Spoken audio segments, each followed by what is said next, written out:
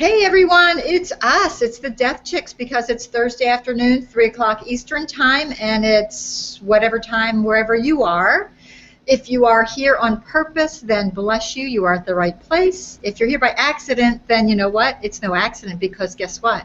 You're going to die, but we are here to help you make it a good one. So stay tuned, stay with us, don't go anywhere because you're going to learn a lot, especially today. Thrilled to have you. I'm Patty Burgess, one of your hosts. I'm with doingdeathdifferently.com, and my co-host over there, Misty, if you want to wave so we can pick you out. Up there in the Arctic is my wonderful co-host, and we just put this thing together and thought that maybe you all would be interested in hearing a little bit about death talk, and it seems like you are. We keep growing and we keep getting the message out and people keep giving us wonderful feedback, and we want to continue to get your feedback about the kinds of things that you want to hear about here on the Death Chicks.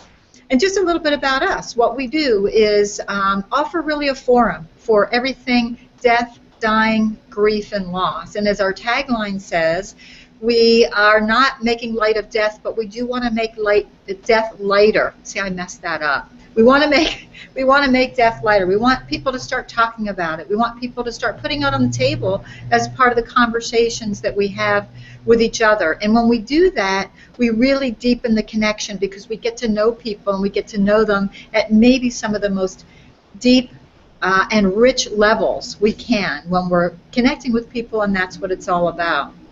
So talking about all things death, dying, grief, and loss, that's the forum to do that here. We have a couple of ways in which you can participate, and that is with the comment stream under the event page on our Death Chicks page at Google+. And we also now are using the new Crowdcast app, and Misty can share a little bit more about that because she's a little bit more familiar. But you're here. We're excited. Let's get going. We've got an amazing guest today, and you're going to learn a lot about combat loss, about loss and war, and it's very relevant today. So with that, Misty from bittersweetblessing.com, take it away, girl. Thanks, Patty. That was a great introduction. It's really nice to be here again, as always, Thursday afternoons, 1 o'clock Mountain. I'm on Mountain Time. I'm not on a mountain. I look out to the Arctic Ocean. Yeah. But today we have with us guest Diana Brown, and I'm very thankful that Diana reached out to us because Diana has firsthand experience with war loss and combat loss. She grew up in a military family. Her father was in the Korean War, and he was declared MIA, missing in action, in the Korean War when she was 5 years old. She married a man, a military man, and when she was pregnant with her first child, her husband was at war. From 2008 to 2013, Diana provided professional support to active duty military members and their families overseas in Europe and Asia, and also at her home in the U.S. Diana has her home in near beautiful Lake Tahoe. We were just talking about that pre-show. And besides her first-hand experience with military life, which is really a different life than people who are not in military families, and I spoke quite extensively with Diana before she came on the show. So I'm really looking forward to her giving us a snapshot of what it's like. Other thing I would like to share is that Diana is a licensed marriage and family therapist and has been so for the past 20 years.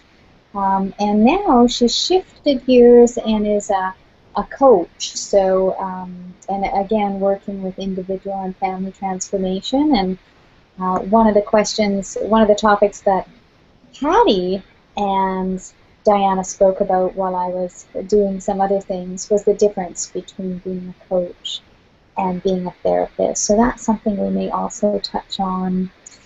So thank you very, very much, Diana, for gathering up your courage and joining us today to share your experience. And I think the question that I'd like to start out with is, what was it like for you as a 5-year-old to find out that your father was missing in action? Were those the words they used? How was it explained to you? How did you feel? Thank you, Patty and Misty, for having me here. And that's a great question, because a lot of people don't think small children understand a loss. So this is a great opportunity to kind of explain how I understood it. So when I heard that my father was missing, I did not hear it in those terms. What happened was that in those days, a telegram was delivered, and so the telegram either said that person was killed in action, or with my father, was missing in action. And nothing was told to me. I was just in the room when it was happening. And so I saw this man in a uniform, and I didn't know it was about my father, but everybody was crying. So I kind of sensed that something bad had happened. And at that age, at 5 years old, the only way that you can kind of know things are happening is by associations. And so I suspect that I made the association with the telegram guy who was in a uniform to an Air Force uniform. A uniform, I didn't know the difference probably, but I knew it had to do with something to do with my father.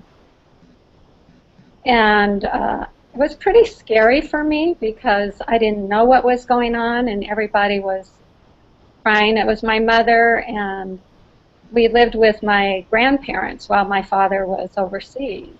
And so it was my grandmother and grandfather and my mother. And then I had a younger brother and myself. And so I was sent to bed. I don't know what time the telegram came, but I was sent to bed, and where my bedroom was a separate building away from the house.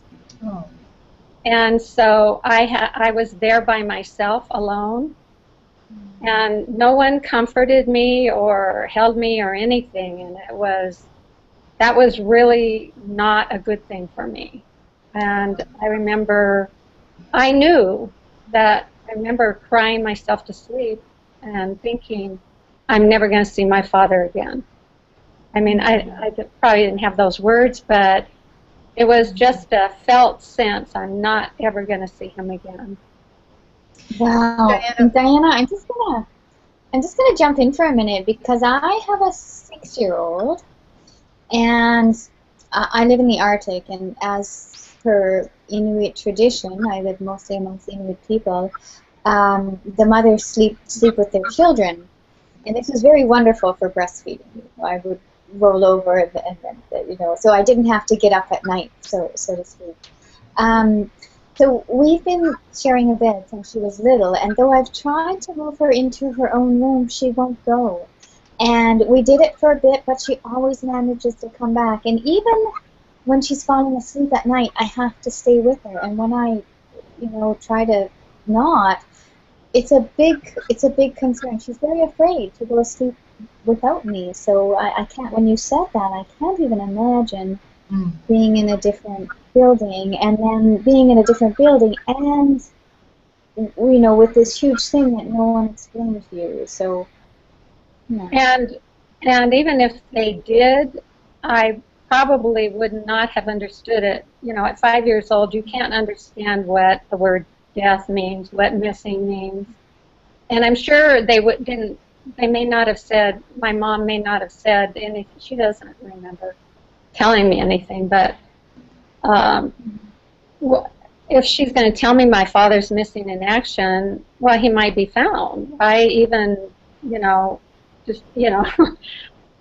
even alert a child to something that maybe might be okay. So I mean, there's both sides to, you know, maybe not talking or not understanding and that kind of thing. But it's just a difficult situation.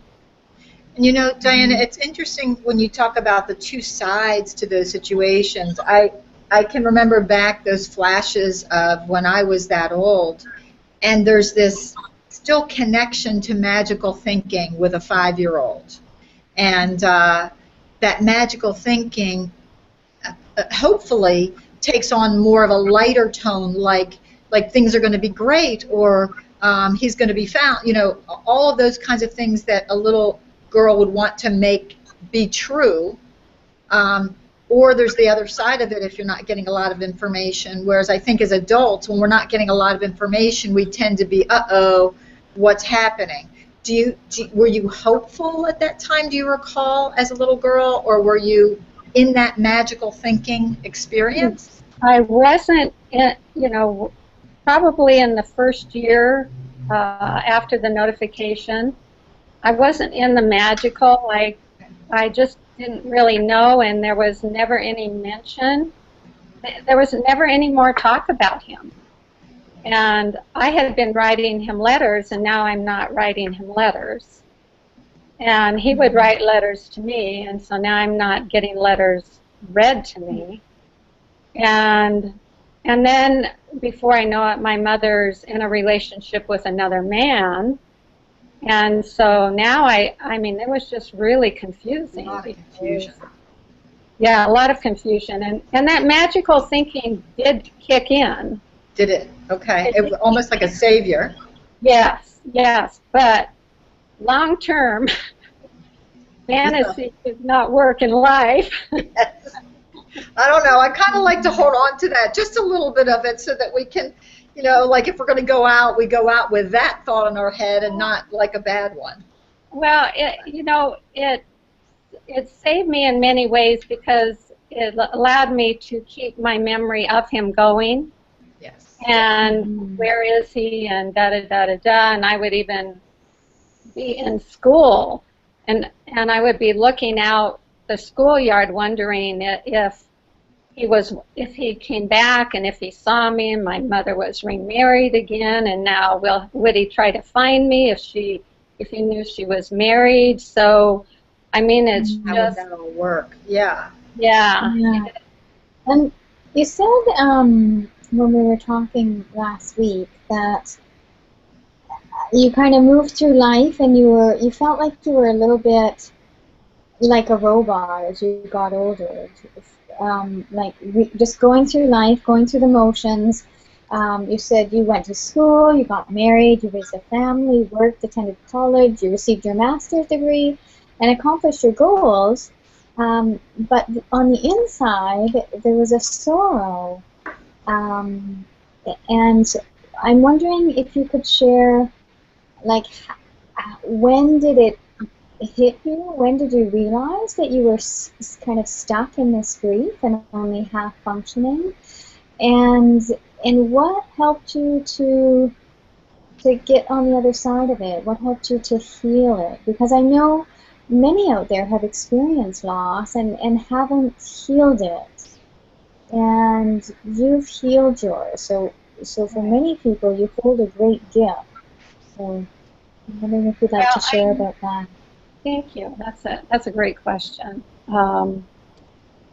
I felt that deep sorrow really when I, in early, in my adolescence, because then my brain, is putting together my father's missing, but there's never any talk about him, and in fact, it was really taboo to even bring the topic up.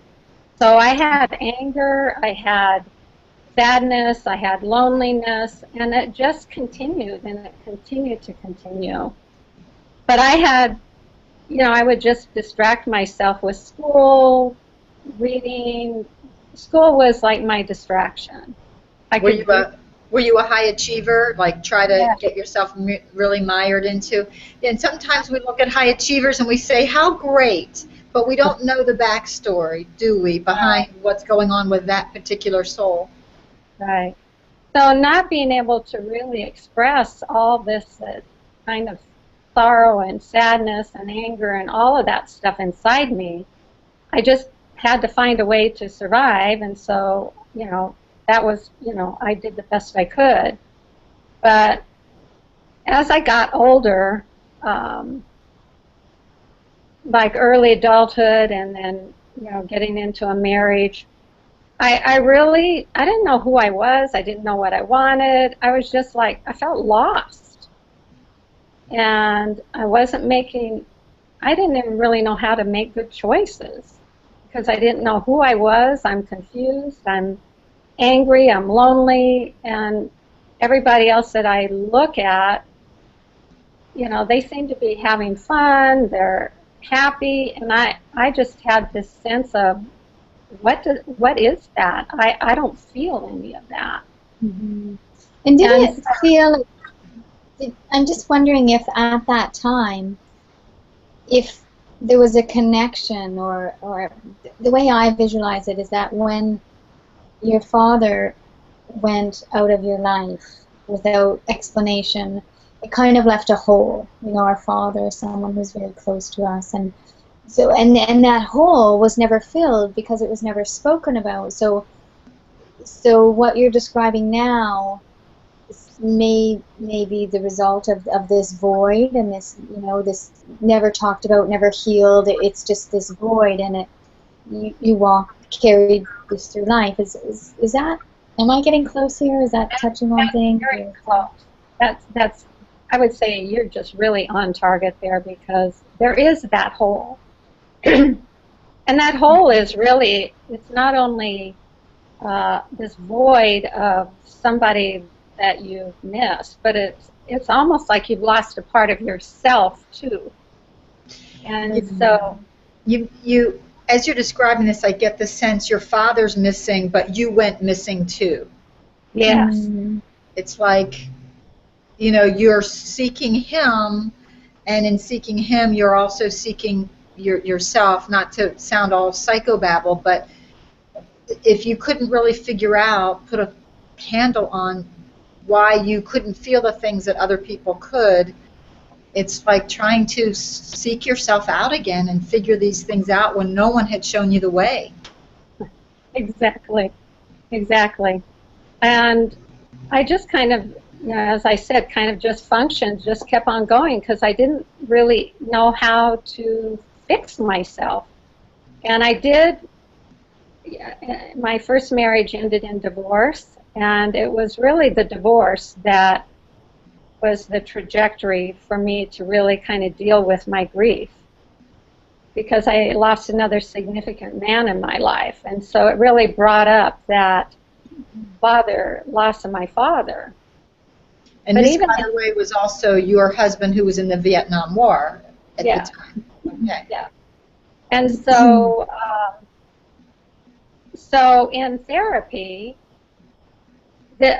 my loss with my with my father was never ever talked about, even in therapy.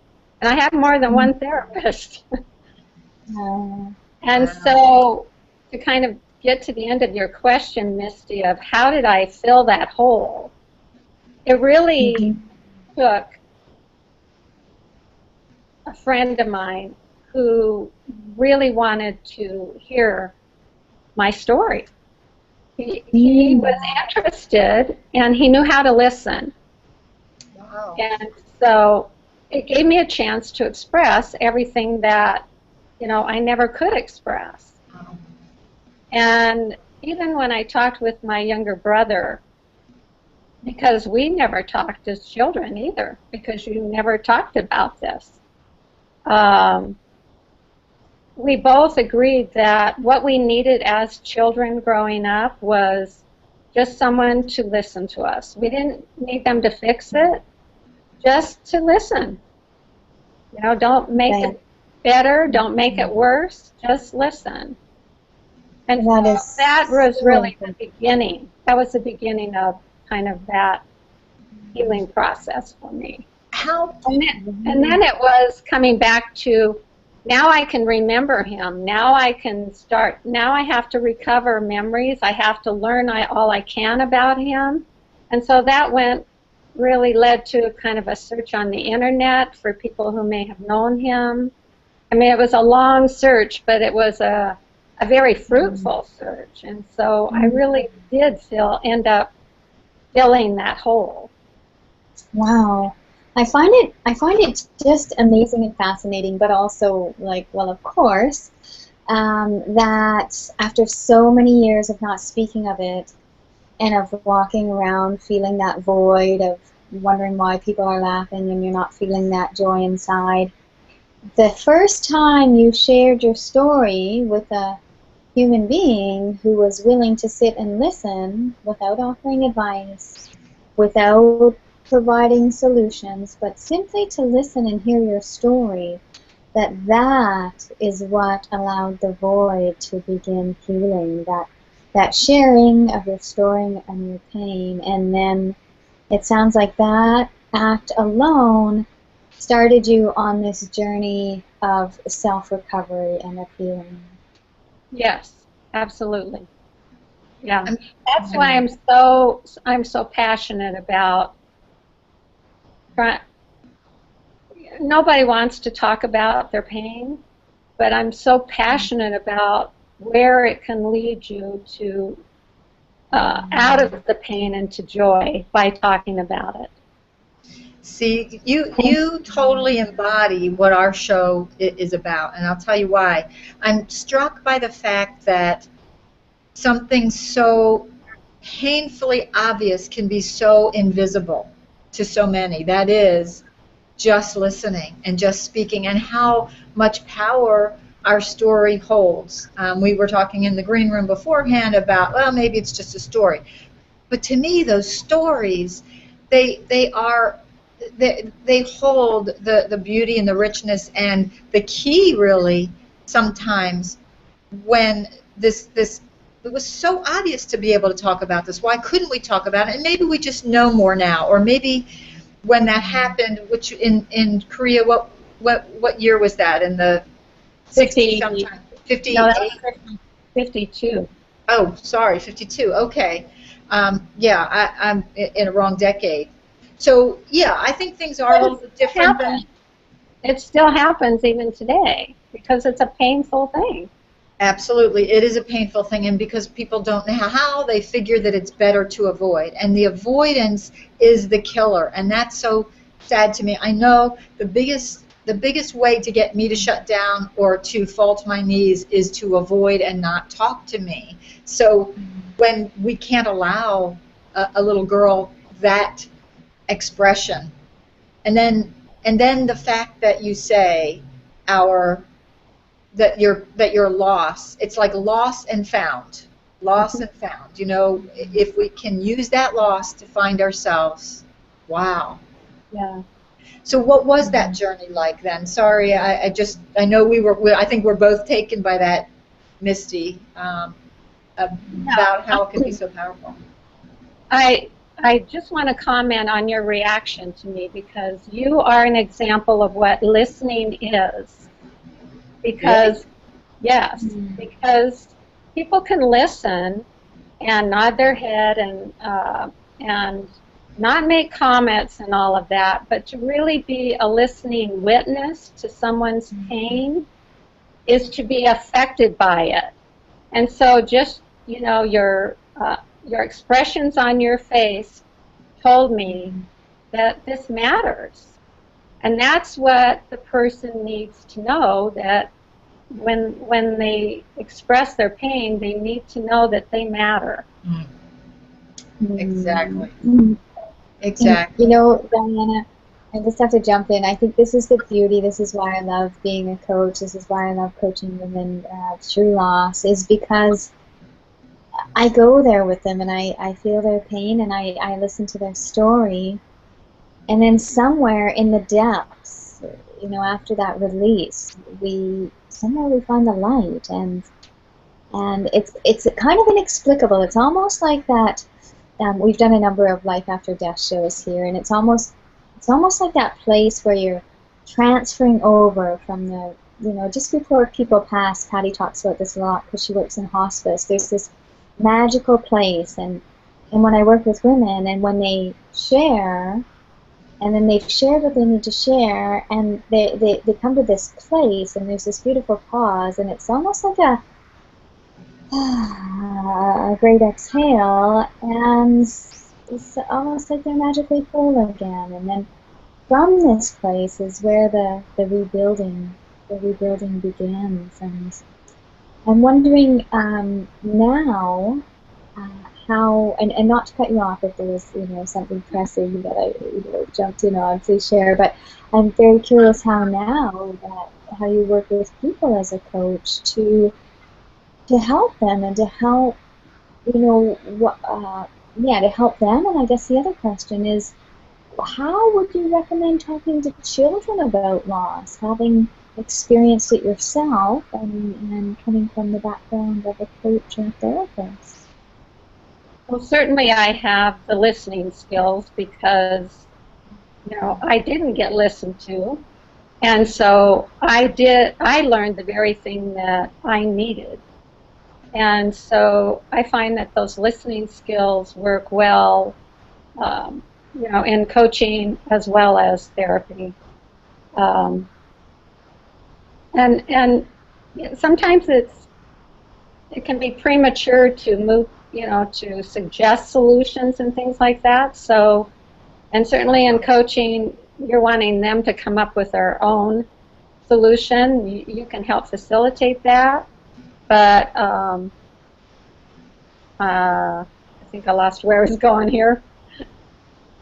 Or how, I guess you were talking about how you work with people now who find they're in a place of loss, and it sounds like it starts with learning that skill that you didn't originally have. And I again, I'm struck by the fact that, you know, people say, well, you can't give what you didn't get, but you certainly can go out and get what you didn't have and then give it once you have it.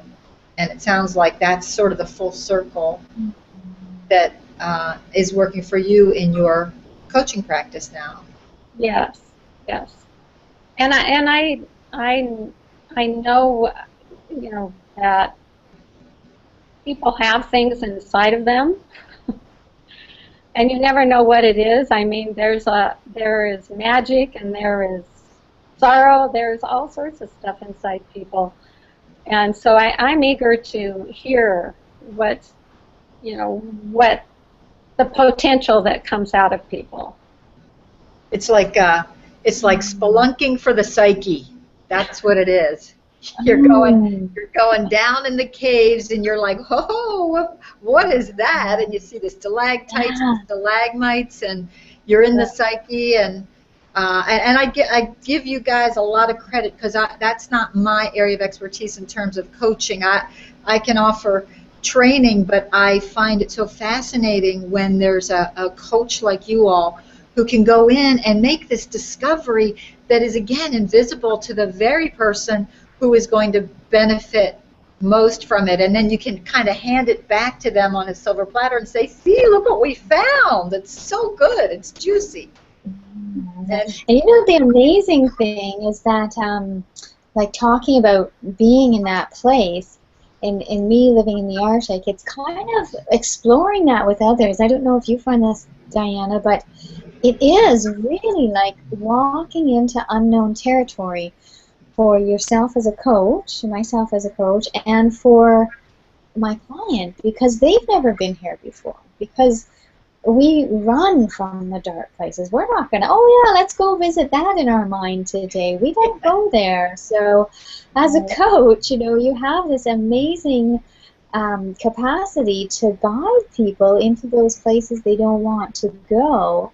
And when you're down there in the deeps, I love how Patty's description of the cave, and it's really amazing what you find, and it's almost like you're both there, and you're looking around with a bit of awe and wonder, and you go deeper, and you go in this corner, and you're led. The places we're led to are always fascinate me, because almost always every time, they're never about what the person came to you for. Right. And if they are, there's always something hidden deeper behind. Oh yeah, I didn't think of that for years, and it can often carry the deepest hurts. So it's a fascinating journey, and I'm just so thankful that Diana's here sharing it with us and bringing some of this to light. Speaking of that, to finish the other part of your question and to introduce the other, you had mentioned, we talked about earlier in the green room, that you have been a licensed family and marriage therapist, and you have moved from that into more coaching. And Misty had talked about earlier how you suggest that we talk with children about these kind of losses, but also what that shift looks like and what's the difference. We were curious about the difference between counseling and coaching. And so I think we keep giving you multiple questions here, and it's not multiple choice. But if you want to go one at a time, I think we're just like kind of spewing all of our excitement on you. So we'll go one at a time. Take whichever one of those you want, children or coaching. So therapy is more, goes back into your history and can be more in the area of pathology, you know, things that are not well, kind of not wellness. Mm-hmm. And it kind of can be digging into those patterns and that kind of thing in that way. It's not always focused on the moving forward. It's trying to figure out what's causing something, and then maybe moving forward. But sometimes it's just unearthing the patterns, which can be helpful. But what do you do with that information? You know, you have to live your life.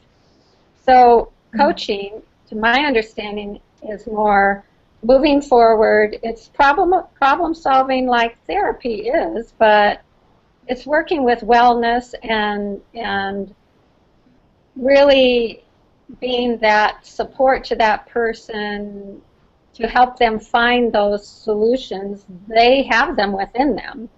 You're not really creating those solutions, but really helping facilitate them to bring them forth, and then supporting them in action. Mm-hmm. Very good. Mm-hmm. Very good. I always find it fascinating how after kind of going to the depths and reaching that aha point, touching the light, and then, you know, when you ask them, so what do you think you need to do now, or what feels like the right next step, the clarity that comes through always amazes me. It's because it's always, people always know. They always know after they've gone through the depths and found the light. It is crystal clear to them the next step. Well, I have to do this, and then, you know, exploring how does that make them feel and the fears around that. But it's so fun because it's such a shift that comes out after the story is shared. Yeah. And I kind of moved more towards coaching because, I mean, I've done therapy for a long time, and frankly, I don't really want to work with managed care anymore. I used to be there too. I get you. But the other part of that is, in terms of dealing with combat loss, I think that people may be more open to talking to somebody in a coaching session rather than a therapy session. And so I just want to be more available, you know, to where people might reach out to me. Do you find that you work with, are you working more with the families of the soldiers or more with the soldiers themselves, like with PTSD and that kind of thing? Well, I guess the family can have that too. Well, I don't work with the PTSD because that really is more mental health issues, and the treatment is real, you know, it's more severe in terms of loss and grief and all that kind of stuff. So I don't work with that. But in working with families, that can, you know, because I have the skills to assess from my training, I know if there is PTSD going on, so I'm able to refer them where they need to go. Right. But primarily I'm working with family, you know, whether it's the children, the, you know, spouses, and even extended family members are affected by it. You know, I was looking at your bio and your information, and usually when we bring a guest on the show, we ask them why this topic appeals to them. Obviously, it has something to do with death in general, or loss. And I love a couple of the statements you made, and I wanted to just kind of read these. You had mentioned that, I believe that without communication about death, it is possible to get stuck in the anger, sadness, and loneliness of grief without even knowing it. And then, as a result of that, you say that we can easily get derailed from our true desires and path and purpose in life by making choices that miss the mark and depriving us of happiness and the fulfillment that we are naturally born to basically receive. And so I love that because it feels so organic. It feels like, you know, the tone and the setting is that we are all worthy and supposed to receive this happiness and this joy. And because of your experience, you were somewhat robbed of that for a pretty long time.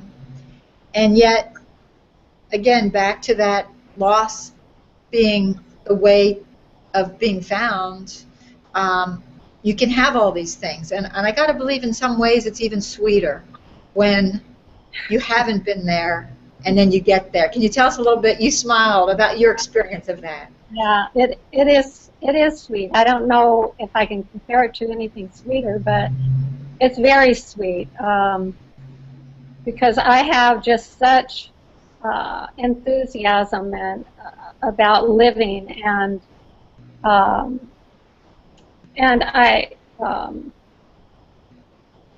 mean, I started writing a book. I almost have my pilot's license. I mean, these are all things that came out of kind of my search to find myself, to know my father, all that kind of stuff. I might not have ever had all of this richness had I not had to deal with that loss and find myself. That makes sense. That makes sense. How can we, as civilians who don't really understand these losses, I think we all have a huge appreciation and gratitude for soldiers and what they've gone through, and we see that the internet is full of those viral videos of kids, you know, seeing their families come home and dogs seeing their soldiers come home and all of that. But I don't know if we can get the full impact of that as the family. What can we do to support your work in that, support a family? Because sometimes I think those of us who are not connected to the military don't really get that. What can we do? Yeah, I mean, it is a different culture, so anybody who doesn't have that experience does have a hard time making that connection, even if they want to. Right. So, I mean, with families who experience any kind of loss, usually a community comes forth, you know, during the funeral time or whatever, and so there's usually support at that time. But that first year after a loss is pretty shocking for a family. And not only are they going through kind of the grief of that loss, but they're losing another family at the same time because they no longer belong to the military family. They only have a certain amount of time where they can actually access, you know, the base that they're on, and that kind of thing. So they have to move. So they're going through a lot of changes. They do have access to resources, you know, having to do with death benefits and all that kind of stuff. But that takes, you know, 6 months to a year to get all that stuff kind of smoothed out. So that first year, I don't think they're really dealing much with the grief. So then when it's all done and said, so to speak, and the community may think, oh, they're fine, but now they're not. And so, you know, it could be a simple thing like, gee, I heard on the news about this, or it reminded me of, your loss, and I was just thinking about you. I think it could be just a simple statement like that. If it's somebody you know well, it might be a card, you know, I was just thinking about you. Or maybe, go ahead. I'm just going to jump in because that whole, that happens to all of us, I'm sure, you know, it's just thinking about you. And it makes me loop back to what you said earlier about the importance of sharing.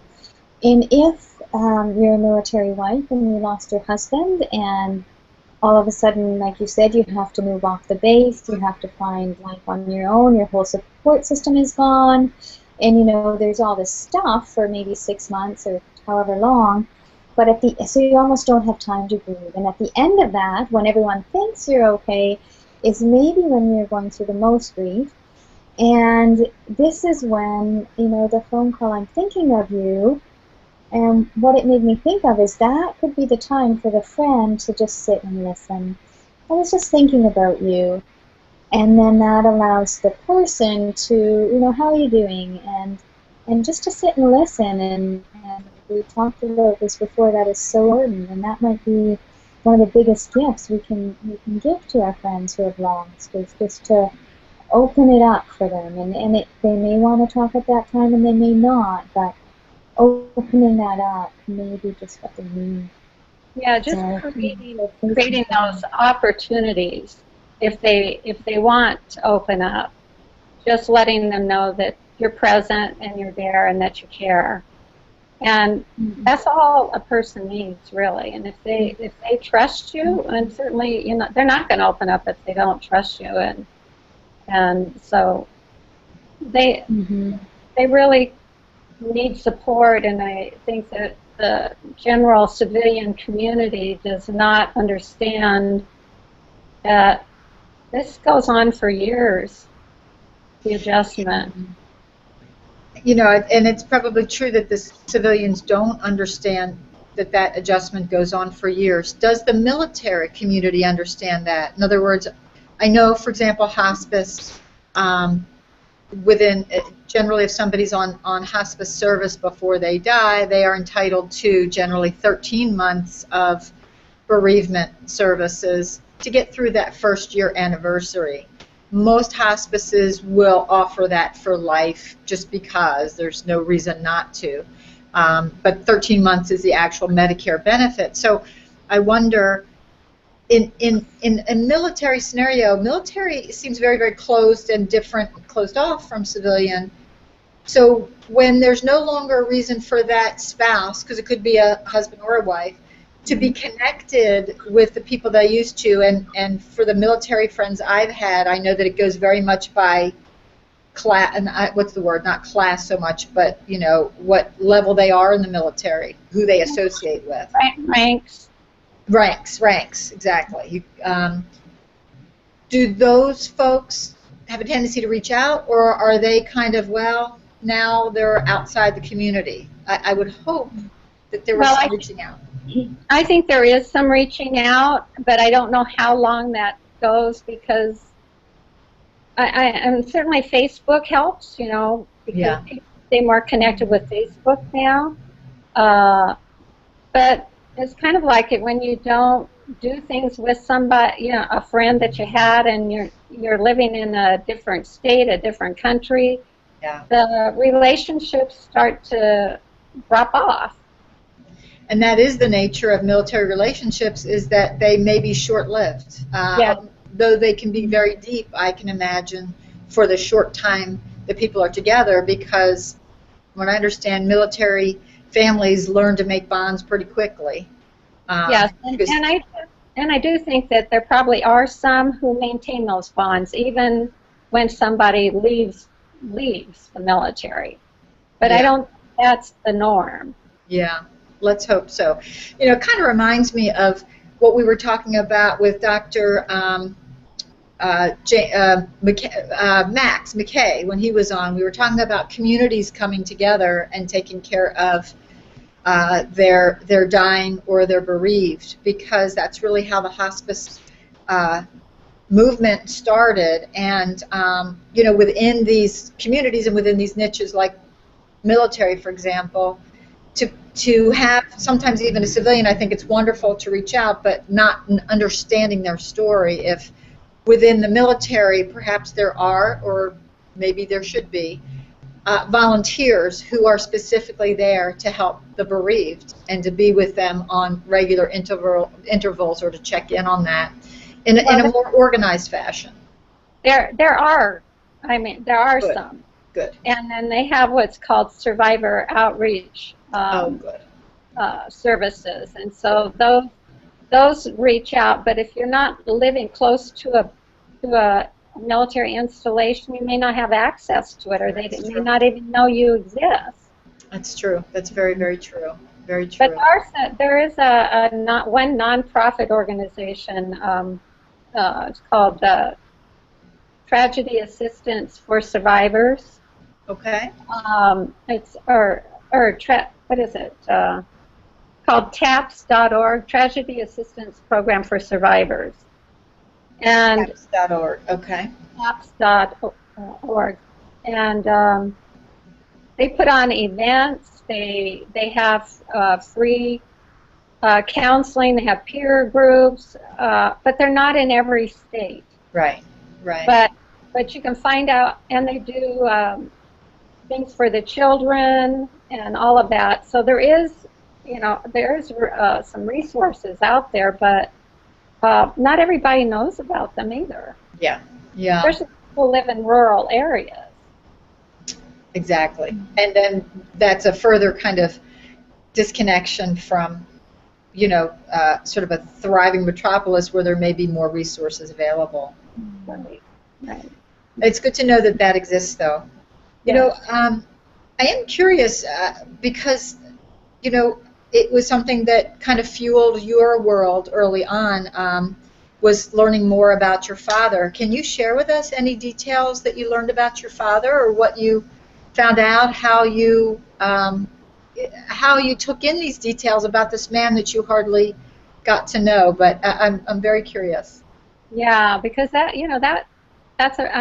you for asking, because that was really a key part of my healing, was reconnecting really to who he is that I didn't really understand. And so I went on the internet. In fact, my husband found a website on the internet on Missing in Action, and somebody had left a message on it about my father. And that's how it started. Wow. And so I ended up going to the white pages and got a phone number. And I mean, it's like, there are no accidents, for sure. No way. So somebody just out of the blue you were thinking about it, your husband found it, there's this message waiting for you. For how long was that waiting?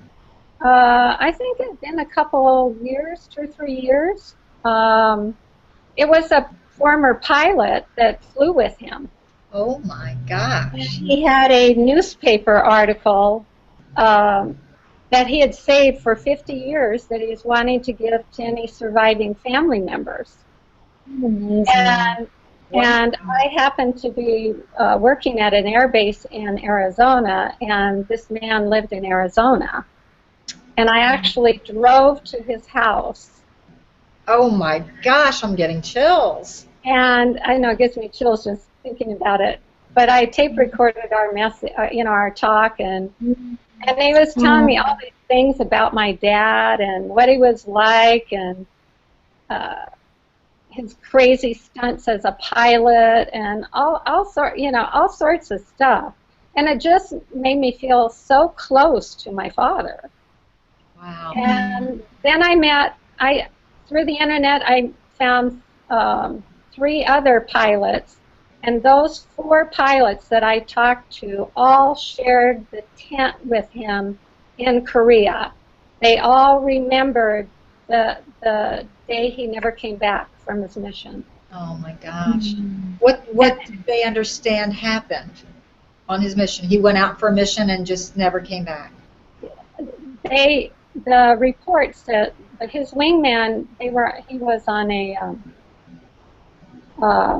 he flew a P-51, and he was on a reconnaissance mission, and so he'd done a reconnaissance and went back in to destroy some targets, and they were trains, and they were known to have heavy anti-aircraft artillery. You know, if they knew you were coming back in, they may pull in heavy anti-aircraft artillery in. So his wingman that flew with him, the last he saw of his plane was, the report says that my father told him there was heavy anti-aircraft artillery, and he was pulling out of his dive to go in and bomb it. And actually, he was strafing it for the bombers to come in and bomb it. And so, you know, like on the movie Red Tails, where they strafe the train, that's what my father did. Okay. So, so he was pulling out of, he was banking a turn, and the wingman lost sight of him. And they never found his plane or him, and they went back to search the next day, the next 2 weeks, but they had bad weather. And on one search, they on a radio, they called his radio name, and they got a click back, but the military said it wasn't long enough to be him. So I don't know. You never know. Do they think that he survived, or was he captured? Do you know? Well, they talked to former POWs, and none of them knew his name. But because you know what happened, you never know. I mean, that's what I lived with, is did he live? Did he bail out of the plane? Did he, you just, you know, you never know. And one of the pilots that I talked to was not satisfied with the wingman's story, because he said the wingman is supposed to never lose sight of the lead pilot, and he didn't know what happened to my dad. So, anyway, we don't know. So that, Thank you for sharing. Thank you for sharing that. Sure. yeah, that's a lot of unknowns, and in your journey of seeking out more about your father and finding, you know, so you're kind of filling the hole, and the healing has begun, and then finding these kind of more unknown questions. I'm wondering how that affected you and how you created resolve with this new information. Well, it's been so long that, you know, I really figure he's probably dead, even if he did survive. And what's important to me is that that I have memories of him. And that, you know, I can hold on to those memories, and those pilots gave me memories. And when I called one of them, I found another one on it was a audio interview at some university. I found it on the internet, and he said he was at the air base that my father was at. And so I Googled White Pages, and I got his number, and I called him, and I was like really scared, because I thought, you know, this is hard for me. Am I going to bring up something he doesn't want to know, you know, doesn't want to say?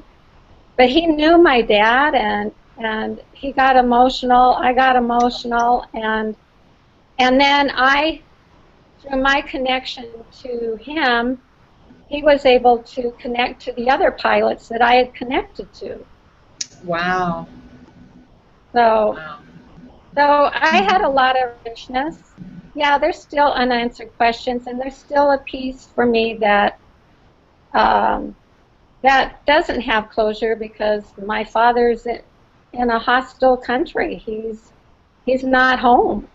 Yeah. And so, I mean, there's that piece that's unfinished, but my life goes on, and my life is full and rich, and I'm not derailed from it, and I don't have that hole in me anymore. I'll tell you, it's like a great page turner, and with a good happy ending. And as I'm seeing that image, I'm wondering about the epilogue that sometimes we see, and that is your mom still alive? Yes. Have you been able to share with her some of what it was like for you growing up now that you're an adult, or when you became an adult? Could she hear this conversation? I have shared some with her. There's always been anger between her and she's not really open to how I feel much about anything. So that's a sort, you know, And that's another loss right there as a result. Right. As you were trying to struggle with your father's your father being missing and no one explaining to you, and now your primary source. Yeah, I can imagine. How do you go about? I know Misty went there earlier, but we had such rich discussions on another tangent, and I just saw lightning and thunder. So if all of a sudden I get blipped out, it's a great light. I know. I unplugged me. See, here's the plug, just so I don't go up in flames or anything. But if I do go up in flames, you guys, it's been great. It's a great thing to die. Because I'm sort of connected here too. I'm a little worried that like maybe I'll get zapped in my brain or something. Well, we're about finished. we are, but it's so fascinating. So, and as we are coming to the edge, but this whole thing started with children and loss and your very, very personal loss. How would you, and I know this could take a whole other show, how would you share with us to help children through any kind of loss? Whether it's the surviving parent or caretakers, children just need to be able to talk if they want to talk, just to listen to them. But it's very hard for adults who've been affected by that loss to listen, because when that child talks, it reminds them of their own pain.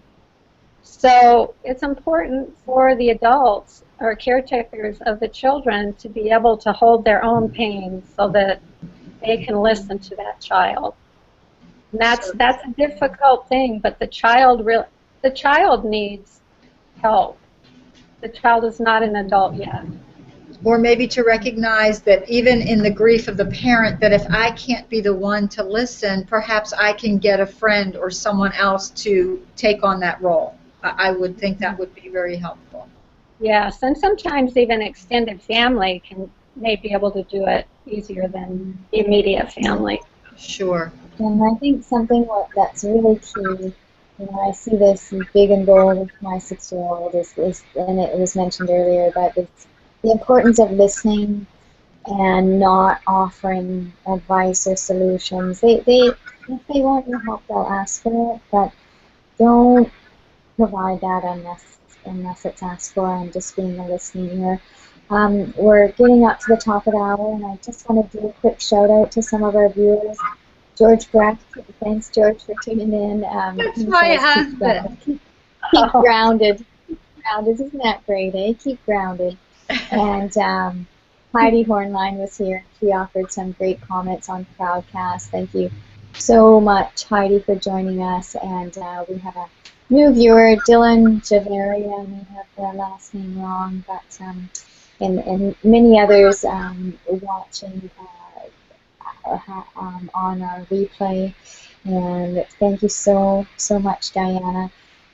Before we close down the show, we'd just like to do a round and let everyone, our viewers, know how they can get in touch with each of us, how they can get in touch with you, and if there's any services that you'd like to extend to our viewers. Okay. Well, I have my website's not up, but I have a landing page, and it's dianaleebrown.com. And I also have a free report that they can get, which gives some of what I talked about here today, some information that may be helpful. So I'm hoping to get that website up, but it's not yet. You'll get there. Yeah. Very good. Well, anyone, you can get in touch with us, Death Checks, Patty, or myself, Misty Lynn, at bittersweetblessing.com. Patty's doing deathdifferently.com, and we'll be happy to pass it on to Diana. We'll stay in touch with her, so no worries about that. And what's your email address? And if you like, Diana, in our comment stream, so this event page will be here forever, and you can put your email address in there. People can get in touch with you that way, and it's also in the event details. Okay, great. Wonderful. All right. Thank you so much. You're so welcome. Misty, what's going on with you over there? Well, I've had a busy summer. I've been turning my house into a bed and breakfast. That's been lots of fun, but I do have a live event coming up at the end of August, and it's a complement to my mini course, my free mini course, Overcoming Fear, and you can find that at bittersweetblessing.com under live events. And stay tuned, it should be fun. It's going to be my first time using the Google Hangout and Crowdcast for a live event, so I'm looking forward to leading people through their fear at the end of August. So stay tuned and go to bittersweetblessing.com and sign up. Wonderful. And you can get my course at doingdeathdifferently.com. I feel like I should tell you that as the rain and thunder and lightning's coming, it might be my legacy course, so go buy it. It's going to be worth something after I'm dead with all this lightning happening. Anyway, that's a very poor way to promote something. Go get it because I might die. But anyway, it's a great course even if I'm not dead. And it's all about learning how to be with the dying, learning how to speak and listen differently, learning how to really understand what's happening at the end of life so that you can better support someone and free yourself from your own limitations and beliefs that may get in the way of you serving someone who you may be helping pass to the other side. So you can go to doingdeathdifferently.com and find out more. So I think that's it. We are at the end.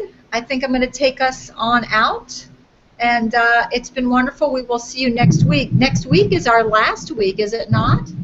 Yeah, before our 2-week break. It's not like our last forever we're done week, but it's our last week of our 8-week series, which we've been running 8 weeks, and then a 2-week break. So go ahead, Patty. Share what you got lined up. That's right. Well, we've got Lynn Hawkins, who is going to be talking about kind of legacy living, really a little bit about what we've been talking about today. She lost a son unexpectedly in another country and had to find her way again. She's a beautiful woman, and it's about loss, love, and finding yourself again, much like Diana here today. So it's a theme, and it affects all of us. You never know. Be very, very kind to the folks you're coming across, because you never know what private battles or what losses they are fighting. And a kind word, a kind look, a smile might really make a difference. So, all right, we're the Death Chicks signing off, and we will see you next week. Let us know what's going on with you in our comment stream, and we'll be in touch. Take good care. Bye. Bye. Bye-bye.